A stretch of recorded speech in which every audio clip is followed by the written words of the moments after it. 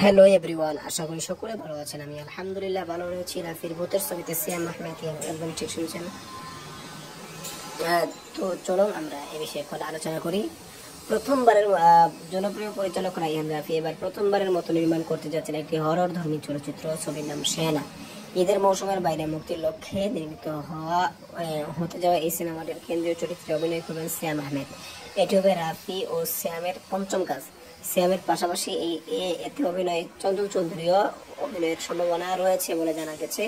সিনেমাটি প্রযোজনা করছে B2B এজেন্সি। বর্তমানে চলছে শেয়ানার প্রি প্রোডাকশনের কাজ। সবকিছু ঠিক থাকলে আগামী মাসে শুটিং শুরু হতে পারে এবং এই ছবিটা করার কথা ছিল বোধহয় শাকিব খানের। একজন শ্যাম একটা শাকিব খান আফরান ইস্যু, তো এর বদলে বোধহয় শাকিব খান আফরান ইস্যু বদলে শ্যাম চঞ্চল চৌধুরী, ঠিক আছে, এরকম করছে বোধহয়। শাকিব খান সিরিয়াল দেয় নাই, আফরান ইস্যু সিরিয়াল দেয় নাই, এ কারণে হয়নি। থ্যাংক ইউ পুরো ভিডিওটি দেখার জন্য ধন্যবাদ। আর নতুন নতুন ভিডিও দেখে চ্যানেলটি সাবস্ক্রাইব করুন।